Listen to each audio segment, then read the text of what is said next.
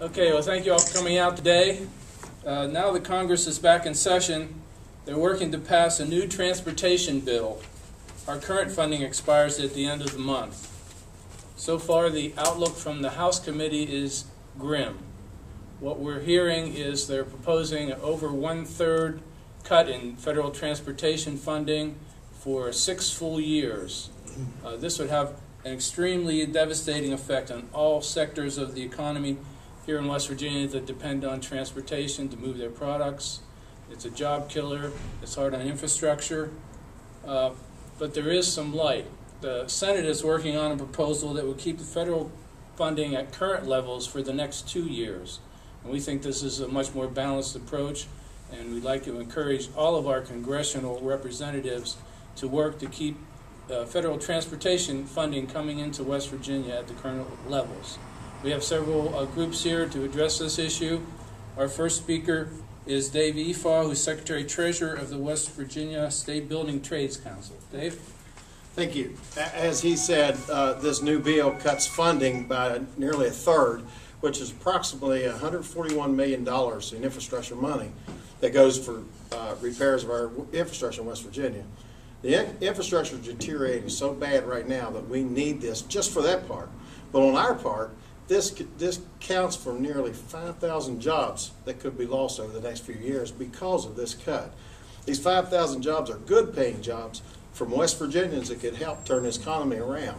This is what we look for, and this is why we support keeping the levels where they are for the next 2 years. Thank you, Dave. Our next speaker is Rick Wilson with the American Friends Service Committee Economic Justice Project. Thanks, Gary. I'm here today as a representative of a group that is basically related to the Religious Society of Friends or Quakers. It's a social justice group. It's not a labor organization, although I'm proud to be here with representatives of labor today.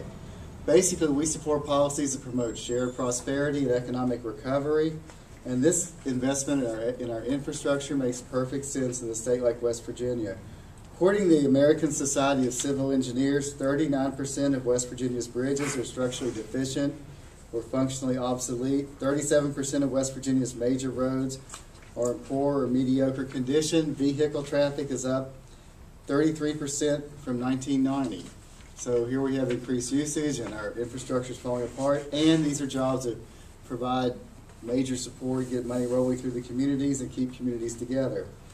Finally, public investments like this make sense in hard times for several reasons.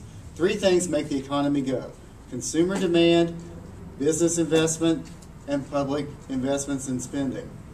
In a recession, consumer demand is low, people have less money to spend, they've lost income, they've lost retirement.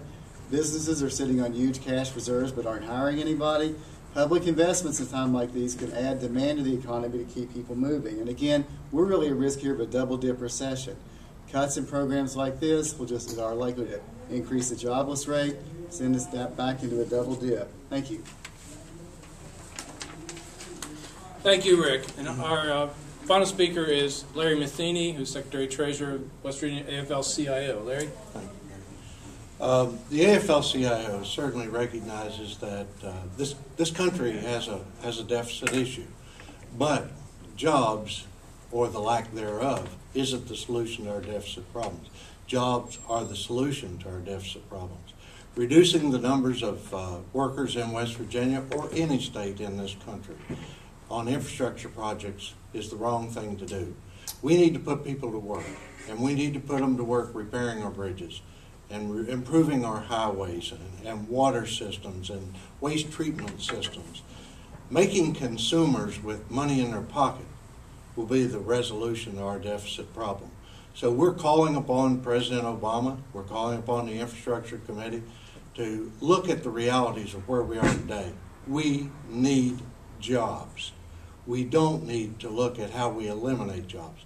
So please support passage of an infrastructure bill that ensures West Virginia workers will be doing work, improving our infrastructure, and they'll be buying goods in stores that provide other jobs. Thank you very much. Thank you very much. This concludes the prepared statements, and we are open for questions on a one-on-one basis. Thank you.